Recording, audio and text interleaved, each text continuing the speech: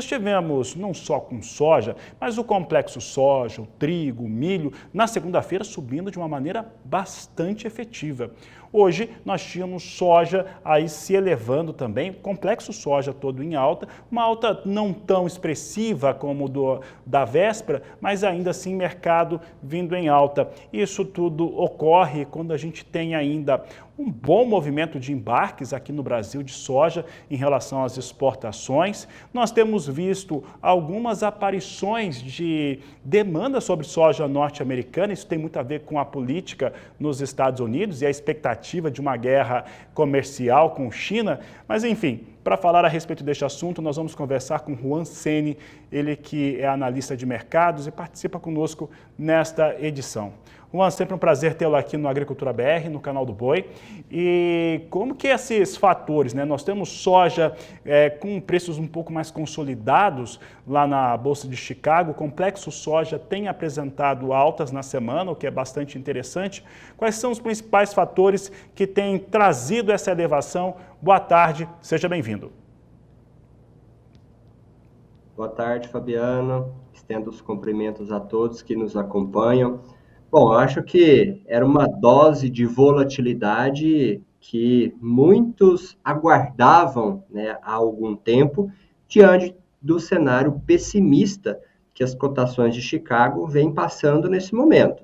É claro que existem fundamentos por trás dessa queda, que justificam essa queda e que em algum momento eles se prevalecem em relação a outros fatores, mas essas oportunidades, né, esses movimentos de valorização que a gente vem acompanhando nesses últimos dias são muito bem-vindos, né? E eles são principalmente por conta de uma movimentação até no domingo inesperada, né? Uma movimentação do Partido Democratas, que teve a candidatura do Joe Biden cancelada, né? Ou fazendo com que ele desistisse, né, dessa candidatura, dessa reeleição, e muitos enxergam que a substituta, que tudo indica que vai ser a vice dele hoje, é uma forte candidata para concorrer com Trump, mesmo estando atrás nas pesquisas, né, que a gente vem acompanhando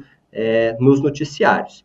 Mas o mercado viu com bons olhos, né, essa possível oportunidade, porque está diretamente ligado com a guerra comercial que possivelmente haverá, né? O mercado sempre tenta antecipar esses fatos caso o Partido Republicano ganhe as eleições. Além disso, existe também, Fabiano, já para essa próxima semana, o início de uma onda de calor lá nos Estados Unidos que pode trazer alguma queda na expectativa inicial que o USDA vem trazendo para a gente e a gente vem acompanhando em relação à produção norte-americana.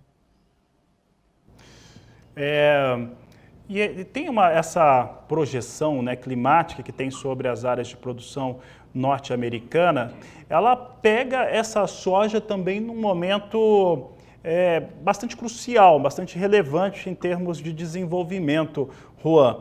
Historicamente, nós temos esses acontecimentos climáticos no desenvolvimento das lavouras dos Estados Unidos, mas raramente ela entra nesta fase que vai ter ali alguma situação ali de menor quantidade de água, de muita insolação, mas raramente entrou com uma base tão boa, ou seja, o desenvolvimento muito bom, caixa d'água do solo está interessante.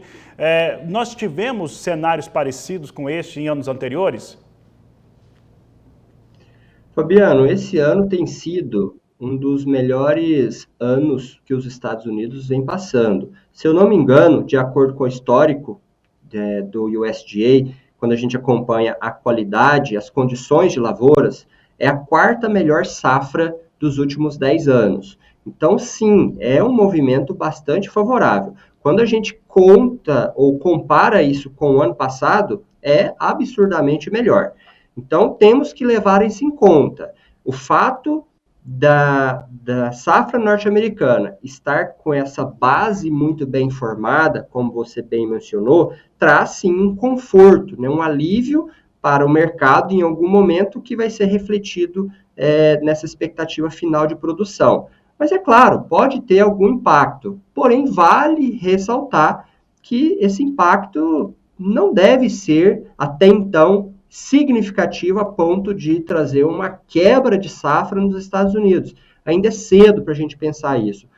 Essa onda de calor tem que continuar e, consequentemente, isso tem que trazer efeitos negativos mais significativos.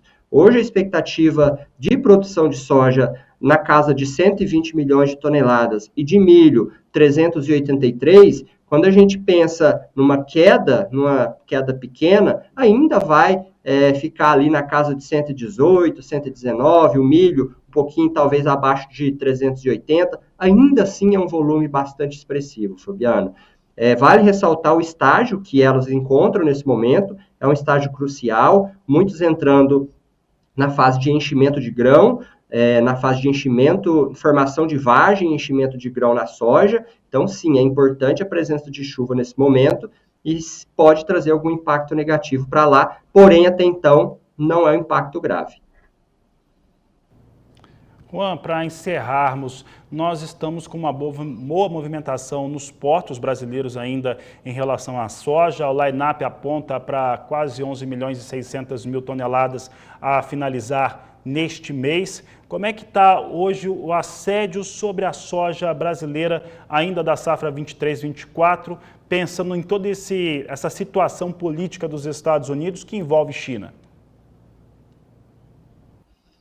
Quando a gente olha o Brasil nesse cenário, confrontando, né, com esse cenário político dos Estados Unidos, ele tem colhido bons frutos, né, ele tem aproveitado a oportunidade. Isso porque o dólar tem contribuído também para esse cenário favorável de comercialização. O que a gente vem acompanhando é um movimento de exportação bastante expressivo, inclusive se a gente traz o período de janeiro a junho, o Brasil já está superior aos outros anos, ou seja, está atingindo novos patamares. Mês passado foi um mês recorde de exportação. Esse mês, de acordo com a Secretaria de Exportação, deve fechar ali, jogando uma projeção acima de 10 milhões de toneladas.